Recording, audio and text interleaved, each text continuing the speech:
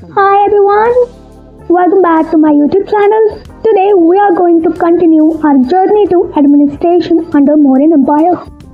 As we know that Mauryan kings was a great conqueror and able empire builder. Either you took Chandragupta Maurya or Ashok the Great. They built one of the strongest administration of the history of India. As we know that Chandragupta Maurya administrative system, later modified by a human touch of the Ashok, provided ample proof that the ancient Indian monarchy and polity were the product of a wise statesmanship and practical consideration. There is a different sources and clear picture of that administration is derived from two most important sources. Not two, actually there are three important sources of history. The first is Kautilya's Earth Shastra, second is Megasthenes Indica, and third is Ashok's inscription or edicts. From the Earth Shastra, the account of Greek writers, and Ashok's inscription and edicts, we got the system of Mauryan administration under Mauryan kings. A Mauryan empire showcased a centralized bureaucratic system with a well-defined chain of command. The king stood at the apex of authority, supported by a council of ministers which called as a Mantri Parishad, a provincial governors and district officials which called as a Sthanik and Gopa, who ensured efficient tax collection, law enforcement and the public welfare. And the Earth Shastra of Kautilya provided a detailed account of statecraft, administration, espionage, economic policy, underscoring the emphasis on discipline, control, and surveillance in governance. Moreover, inscriptions such as Ashok's edict reflect a commitment to moral governance, means dharma, and the welfare administration, highlighting public communication and social justice as a state function. This structured administrative framework laid the foundation for governance practices in a subsequent period. Kautilya's Earth Shastra is a profound theoretical work on the state and statecraft, written in ancient India. It probably around early Mauryan period. It offers a comprehensive treatise on governance, administration, law, economy, diplomacy, and a military strategy. It conceptualized the state as a comprising the king, ministers, territory, port, treasury, army, and allies, collectively known as the Saptang theory. Let's start with Saptang theory, which was mentioned in the Earth Shastra. Kautilya emphasizes the rule of duty to ensure the welfare and prosperity of the people through ethical and pragmatic governance. Though rooted in its time, Earth Shastra remains relevant today for its insight into a real politics and governance habits and public administration, making it a foundational work on statecraft. Saptang theory basically means the seven elements of the state. We start with the Swami, means a king. Second, a Matya, minister or council of ministers. Kosh, the treasury. Dand, justice and force. Durg, a fortified capital. Mitra, ally, and Janpad, territory and its people. The king was a supreme authority, wielding absolute power while being guided by a council of ministers to ensure effective decision making. A key feature of this governance model was its systematic revenue system, where taxation was meticulously structured to fund state functions and maintain economic stability. Additionally, law and order were upheld through a structured judicial system designed to deliver justice and regulate societal conduct. Another crucial aspect was the use of espionage and intelligence. With an extensive secret service network playing a pivotal role in maintaining internal securities and preventing threats to the state, Kautilya's administrative framework was highly structured, displaying the characteristics that aligns with modern bureaucratic principles, making it a significant precursor to a contemporary governance models. In Earth Shastra, state present as a welfare-oriented and ethically grounded institution, not merely a police or a tax collective entity, while maintaining law and order and collecting revenue or essential functions. The state's ultimate goal is the prosperity, protection, and well-being of its people. The ruler is seen as a guardian of dharma, means justice, and economic welfare, responsible for public goods, social justice, and ethical governance. This holistic view aligns with the modern view of welfare states, emphasizing that governance must balance authority with compassion and development. Now let's dissect the central administration under Mauryan Empire. First, let's start with the Swami, means the king. King is the central administrator of, means he is the head of the state. The non-kings before Chandragupta were powerful monarchs. The legacy of that power continued, but under new conditions, Chandragupta's kingship had to rest on great powers. The kings of Asian India under Hindu polity enjoyed a limited power.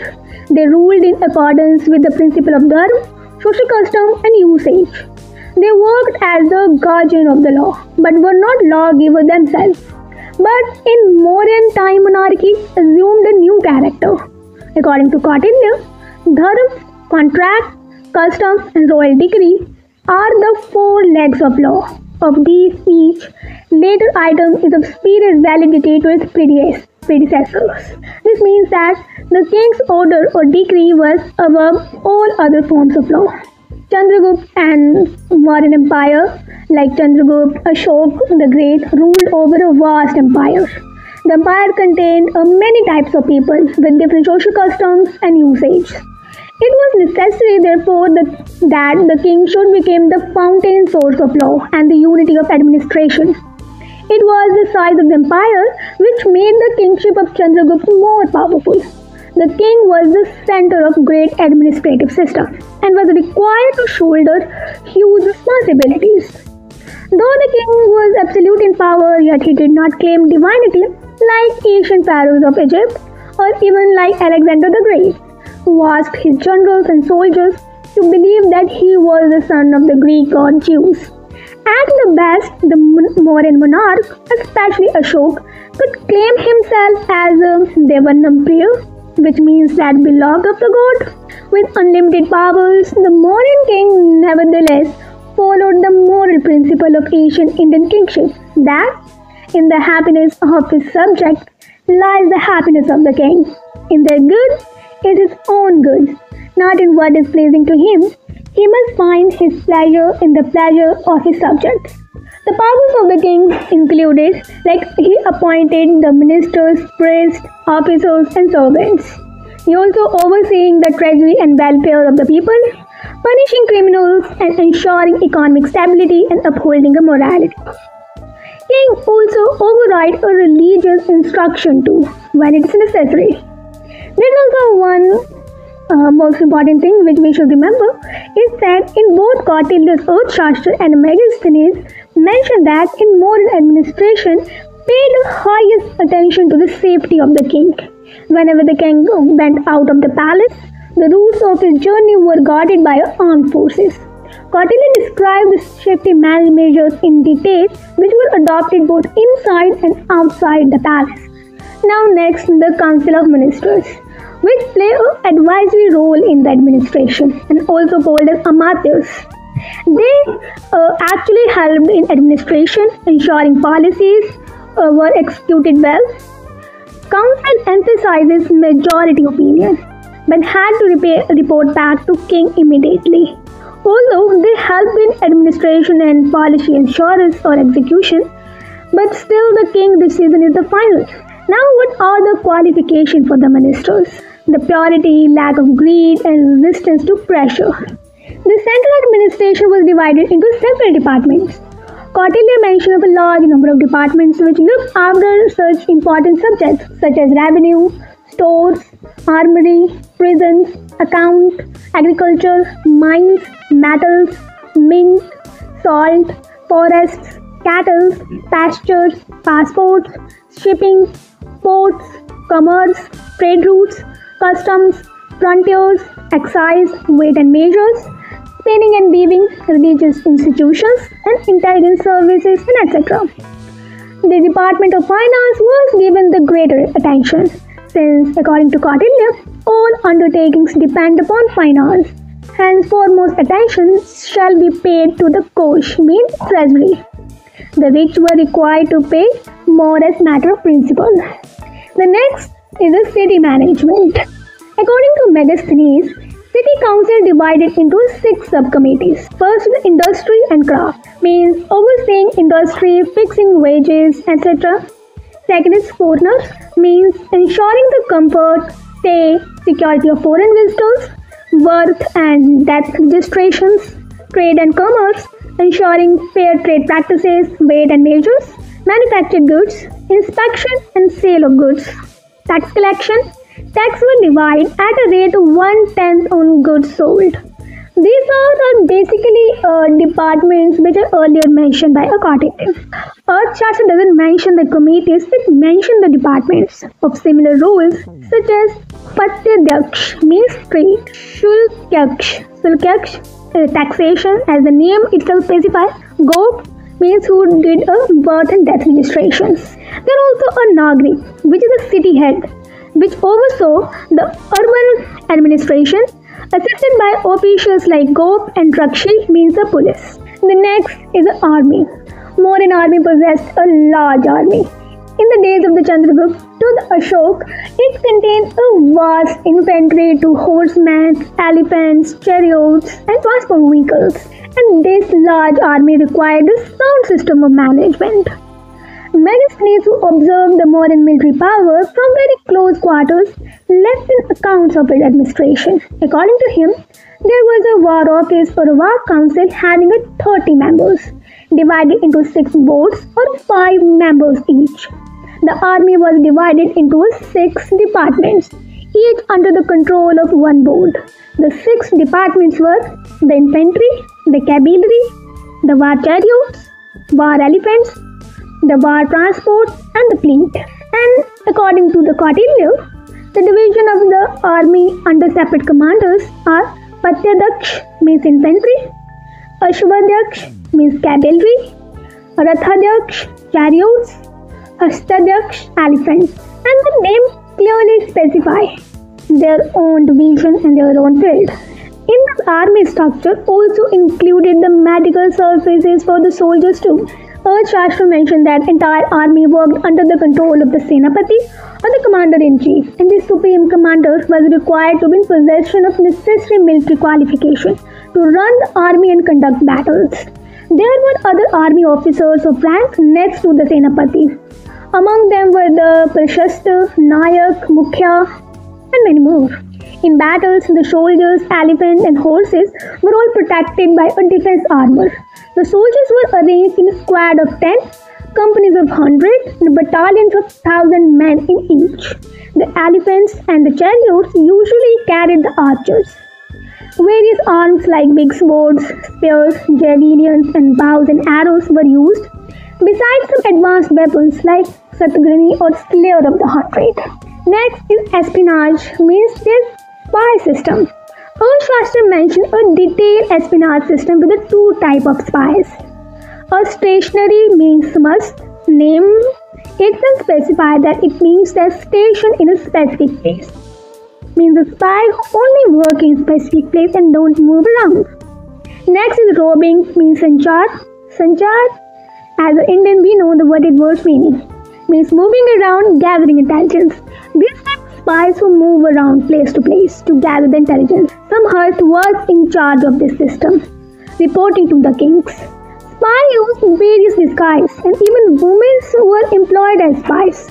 The spy network system of Mauryan Empire was very well organized and the greatest power of this empire. And it is detailedly mentioned in a Kautilya's Arthashastra. You can go through there. Next is a justice and punishment. Mauryan Empire had a structural judicial system like Dharmastha, which is known as judges, Pradesh Kshatris means officers, but king is the ultimate source of the justice. There are various punishments which were mentioned, from fines to mutilations or the capital punishments and many more. Ashok's inscription also reflect and emphasize on impartiality in judicial matters, ensuring no one was punished without sufficient evidences. Mauryan was a great empire, made the administration of justice thorough. The law was binding on all and carried the fear of punishment for the breakers of the law. At the top of the judicial system were king as the highest court of appeal. Like a present system, the president was the highest court of the appeal after Supreme Court.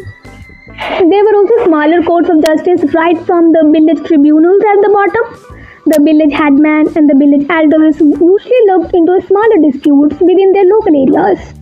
The higher courts were of two kinds, civil and criminal. Civil courts were termed as the Dharam Sathya courts, and the criminal courts were called as the Kantikashodhan courts, means removal of thorn or danger. In the first category of courts, 3 amatyas worked as the judges, assisted by 3 learned Brahmins. These courts dealt with such cases of dispute as in marriage, divorce, dowry, inheritance of property, houses, lands, boundaries, contracts, debt, and etc. An appeal should be taken on any judgment to the court of the king. The criminal court worked under 3 amatyas, assisted by a number of spies and agents. These courts tried traitors to the country, political offenders, harmful officers. They also tried murderers, thieves, violators of laws, bandits, cheats, and criminals. The modern system punishment was severe. Method of torture can be applied to a gig confession. There were various methods which were detailedly defined in our. The next is a public welfare. Modern empire is strongly focused on the public welfare, especially in the Ashokan period. Irrigation was prioritized, with officials overseeing the water management because the most of their revenue depend upon the agriculture. The roads and dams, medical services are built by empire. State especially focus on citizens protected against the natural calamities like famine and flood. They are also emphasized on the care of orphans, the elderly, and the vulnerable groups. With that said, the central administration we discussed it. Now let's move toward the district and village level administration. According to Arthashastra, the smallest unit of administration was village. A few villages were grouped together as a one district, and collection of districts formed as a provinces. It is similar with the today's structure. The smallest unit is still a village, a group of village a district, and the group of districts are called a state. The district level administration means each district has to be an accountant, which maintain a record of boundaries, registered lands and deeds, census of population, and livestock. Tax collectors are also should be present in every district, which collect the tax revenue from that district. At district level, the official lists were Pradeshik, means overall in charge of the district. Rajuk, responsible for public welfare, granted independent authority as per the 4th pillar edict of Ashok. Yukt is a junior officer, providing a secretarial assistance to the other 2 officers. They also have to follow the duties too, like survey and assessment of land, conducting tours and inspections, revenue collections, maintaining law and order. The king was in direct contact with these officers at times. The king was aware what was going on at the district administration. The administration of the provinces was placed either in hands of governors or the princes of the royal houses, acting as viceroys or called as kumars. The exact number of provinces at the time of Mauryan is not known. The Ashokan inscriptions refer to the headquarters of some provinces. They were Kashumbi, Ujjaini, Takshila, Subarngiri, and Toshali. Since Kaling with its capital Toshali was the only territory conquered by Ashok, it is most probable that except Toshali, other 4 places were the provincial capitals of Chandragupta Empire. It was also probably that there could have been some more provinces but not mentioned. The Junagadh inscription of Rudraman mentions that Saurashtra was governed by Pushyagupta as a Rashtriya under Chandragupta Maurya. That area could have been an administrative unit like provinces. It is obvious that provinces were administrated according to the direction from the center. It is a highly centralized system. By the time of Ashok, the provincial administration became more elaborate for the welfare of the people. The provinces were divided into districts and having the administrative officers. Now let's move toward a village administration. The Indian villages from the time immemorial managed their internal affairs in a smooth and orderly manner. At the time of the Mauryan, the same traditional village system continued. Every village had a headman named usually as Gramik, which is responsible for accountable to the district accountant and tax collectors.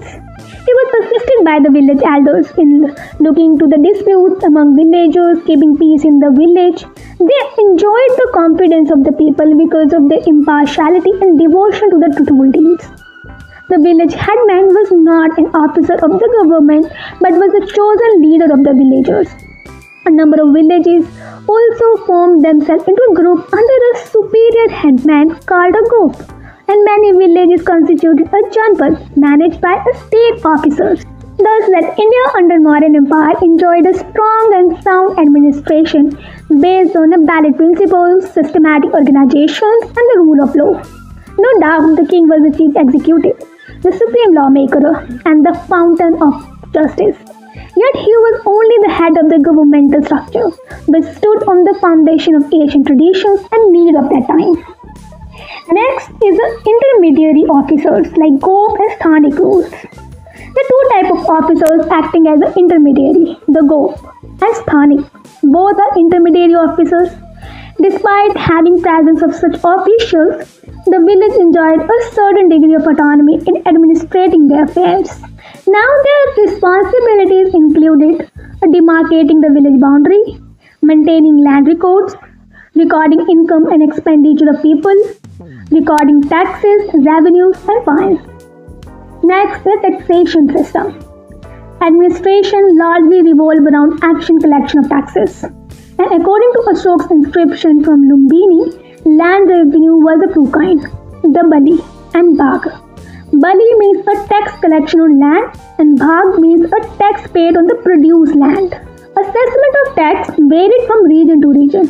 For example, a peasant paid 1/4 for their produce as tax. In the Lumbini inscription of Ashok mentioned that the land where Buddha's birthplace, that village is exempted from a Bali and also included a 1/8 of Bhag. There is also a further continuation too. Like there are other taxes too, which is first is Pindakar, or tax assessed on a group of villagers paid by husbandmanship. Next is Hiranya, a tax paid in cash, though its nature is not clear that why this tax is implied. Next is Pranya, a tax often offered as a gift of affection, which amounted to 1/3 or 1/4 of the produce depending on the soil type. And some of the taxes like Pranya could have become obligatory over time. According to Megasthenes, all land belongs to the king and cultivators know that, so they don't have any problem to give their produce as a tax to the king. Next is the crown land, which is also known as the Sita, which is directly controlled by a king, cultivated under the supervision of state, either by sharecroppers, tenant cultivators, or by a wage laborers. Ashtra Shastra also mentioned Sita Adhyaksh, means a superintendent of agriculture who supervises the cultivation of these crown lands. Next is the Janpad territory, means it is usually a land under a private cultivators. Now the next is what is the state role in agriculture. Firstly, irrigation is very important, crucial for a strong agricultural setup. So Arthashastra mentioned a water cess, which was levied only on irrigated lands. The amount ranged from 5th, 4th and 3rd of the produce. The collection of land revenues through taxes was one of the most important affairs of the state. There are also a type of labors like a bonded labor, wage labor and a slave labor. Now next, the question of slavery. Megasthenes mentioned that slavery did not exist in India. However, the indigenous textual sources directly contradicts this. For example, the Arthashastra, which mentions the enslavement. By the birth into slavery, voluntary enslavement due to poverty or death, enslavement through warfare, especially the capture of prisoners. Judicial punishment, where convicts could be sentenced to forced servitude, is more like a punishment where judiciary gives a punishment to work a public welfare function or works, public services. This type of punishment is very common in most of the countries. A Vishti tax It is a form of compulsory labor force owned to state. Continues to outline different categories of slaves like a personal slave, state slave, and others based on a cause of enslavement.